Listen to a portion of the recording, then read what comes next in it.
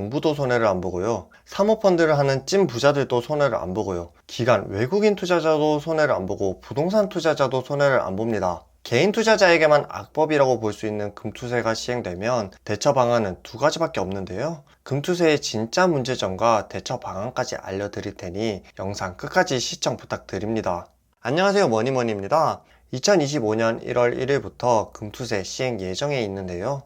금투세란 금융투자소득세의 줄임말로 주식, 채권 등 금융투자로부터 얻은 소득에 대해 세금을 부과하는 것을 의미합니다. 국내 주식과 국내 주식 ETF는 배당 소득 15.4% 세금을 부과하지만 시세 차익은 비과세인데요. 금투세가 시행되면 1년에 5천만 원 이상 수익을 얻으면 20%, 지방세까지 포함하면 22% 세금을 부과합니다. 3억 원을 초과하게 되면 27.5% 세금을 내야 하고요. 타이거 미국 S&P 500이나 미국 배당 다우존스와 같은 국내 상장 해외 ETF는 배당 소득세, 시세 차익 모두 15.4%였는데요. 금투세가 시행되면 250만원 공제가 되고 3억 이하는 22%, 3억 초과는 27.5% 세금을 내야 합니다. 기존 대비 최소 7%에서 최대 12% 세금이 추가된다고 생각하시면 될 것 같네요. 마지막으로 스파이나 슈더와 같은 해외 상장 ETF와 미국 주식은 배당 소득세 15%, 양도 소득세 22%를 납부했었는데요. 매매 차익이 3억 이하라면 금투세가 시행된다고 해도 기존과 동일하다 보니 비용이 더 높다면 굳이 국내 상장 해외 ETF에 투자할 이유가 없을 것으로 보입니다. 시세 차익에 대한 양도소득세가 증가하는 것도 문제지만 더 큰 문제는 과세 방법인데요. 반기 원천징수로 과세한다는 점입니다. 원천징수는 소득을 지급하는 금융기관이 소득 발생 시점에 세금을 미리 공제하고 추후 종합소득세 기간에 정산을 하는 방법인데요. 여기에는 세 가지 손해가 발생합니다. 첫 번째는 계좌 지정 방식으로 인한 고객 혜택 감소인데요. 기본 공제 5천만 원은 메인으로 사용할 계좌 한 개에만 해당하고요. 서브 계좌는 기본 공제 5천만 원에 상관없이 원천 징수 후에 환급을 받게 됩니다. 이렇게 된다면 메인 계좌는 대형 증권사로 몰릴 가능성이 높고요. 그렇다면 증권사에서 굳이 신규 계좌에 대한 혜택을 줄 이유가 없겠죠. 신규 고객에 대한 혜택이 감소할 수밖에 없습니다. 두 번째는 먼저 세금을 징수하고 돌려받는 구조이기 때문에 환급 기간까지 재투자를 할 수 없다는 점입니다. 서브 계좌는 기본 공제 5천만 원에 해당하지 않다 보니 당연히 받아야 될 돈을 먼저 내므로써 복리를 누릴 수가 없는 거죠. 세 번째는 직접 신고를 해야만 환급받을 수 있다는 점인데요. 내가 잊어버리거나 잘 몰라서 신고를 하지 않았다면 돌려받을 수가 없고요. 금액이 커진다면 환급액 놓치는 것을 방지하기 위해 세무사를 고용해야 하는데 이때 세무비용이 발생한다는 점입니다. 물론 손익통산 5년을 해준다고는 하지만 미국, 영국, 독일 등은 평생인데 반해 한국은 5년만 해준다는 점은 다른 나라와 형평성에 어긋나 보이고요. 주식 양도소득세를 먼저 시작했던 대만을 보면 미래를 엿볼 수 있는데요. 1989년 양도소득세 도입을 추진했던 대만은 한 달 만에 약 40% 급락했고요. 일일 거래대금도 5분의 1 토막 나면서 양도소득세 부과를 철회한 적이 있습니다. 2013년에 다시 재추진되었지만 개인 투자자의 반발로 2016년에 다시 철회하게 되었고요. 금투세 지지자들이 지지하는 가장 큰 이유는 기본 공제 5천만 원을 받을 수 있다 보니 나랑은 큰 상관이 없다고 생각하기 때문인데요. 5천만 원 초과 이익자가 1%에 불과하다 보니 부자들이 내는 세금으로 많이 알려져 있습니다. OECD 국가 중에 주식 양도소득세를 내지 않는 나라는 거의 없고요. 이를 추진했던 민주당이 다수당으로 되다 보니 내년에 시행될 가능성이 높아 보이는데요. 그런데 정말 금투세 대상자가 전체 투자자의 1%일까요? 제 생각은 조금 다른데요. 대부분 투자자 전부 금투세 대상이 될 거라고 생각합니다. 기본 공제를 해준다는 5천만 원은 매년 가치가 달라지는데요. 절대적인 숫자는 같을지 몰라도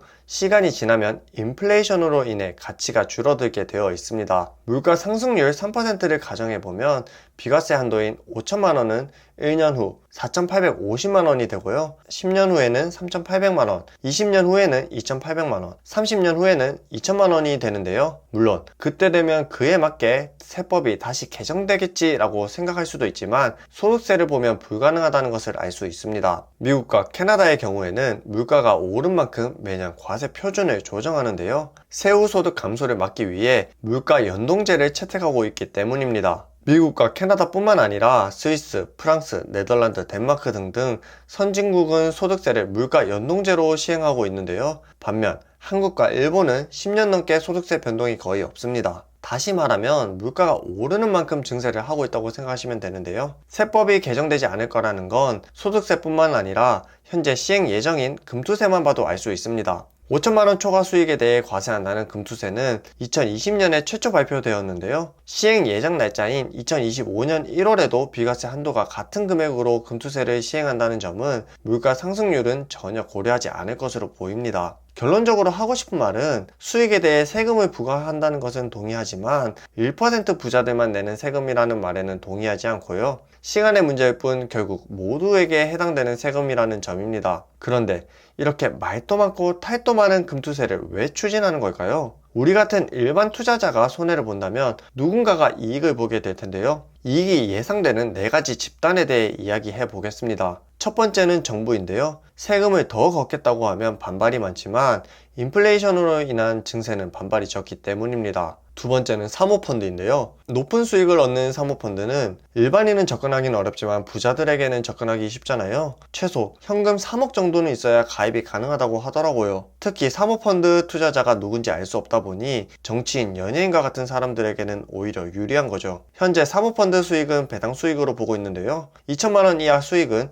배당 소득세 15.4%를 내지만 2천만원 초과 수익에 대해서는 종합소득세를 내야 하잖아요. 그런데 개인 투자금이 3억이 넘어가는 이 사모펀드 시장에서 2천만원만 수익이 나진 않을 거잖아요. 1억 이상 수익이 나버리면 38.5% 세금을 내야 하고요. 10억 이상 수익이 나면 49.5% 세금을 내야 합니다. 이제껏 높은 세금 때문에 초부자들 역시 사모펀드를 꺼리는 경우가 있었는데요. 금투세가 적용되면 22% 단일 세율을 적용받을 수 있다 보니 안 할 이유가 없어지는 거죠. 세 번째는 기관 외국인 투자자인데요. S&P 500과 코스피 투자 수익률을 보면 어디에 투자해야 안전하고 더 높은 수익이 가능한지 단번에 알 수 있습니다. 그렇다면 올바른 주식 투자 마인드를 가진 개인 장기 투자자는 미국으로 넘어가고 한국 시장은 단타 투자자만 남을 가능성이 높은데요. 그런데 단기 투자는 정보를 알고 있는 기관 외국인 투자자가 더 유리하잖아요. 앞으로도 개인의 손실은 더 커지고 기관 외국인의 수익만 증가할 가능성이 더 높아 보이네요. 마지막 수혜자는 부동산 투자자가 될 거라고 생각합니다. 한국은 개인 자산 비중에서 부동산 비율이 특히나 높은데요. 부동산 투자자에게 그 이유를 물어보면 코스피는 오르지 않는데 반해 토지는 한정적이다 보니 우상향에 대한 믿음이 있기 때문입니다. 과거를 봐도 이제껏 그래왔고요. 정부도 손해를 안 보고요. 사모펀드를 하는 찐 부자들도 손해를 안 보고요. 기관 외국인 투자자도 손해를 안 보고 부동산 투자자도 손해를 안 봅니다.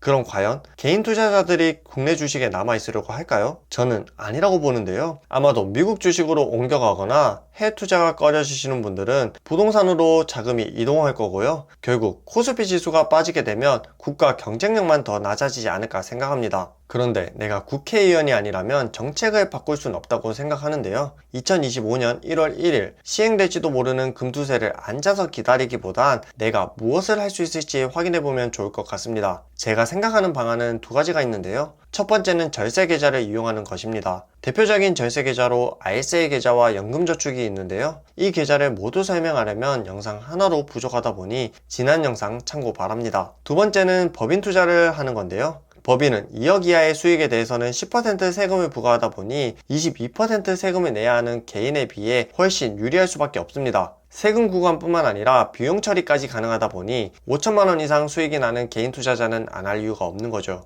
거기에다 금투세는 결손이 5년밖에 되지 않는데 법인은 15년 가능하다 보니 손익 통산에서도 유리하고요. 결론적으로 5천만원 이상 수익이 나는 개인 투자자에게 절세 계좌나 법인 투자 이외에 일반 계좌에서 투자하는 것은 최악으로 보이네요. 개인 투자자에게 악법이라고 볼 수 있는 금투세에 대해서 알아봤는데요. 오늘 영상은 여기까지고요. 오늘 영상이 좋았다면 구독과 좋아요도 부탁드립니다. 안녕.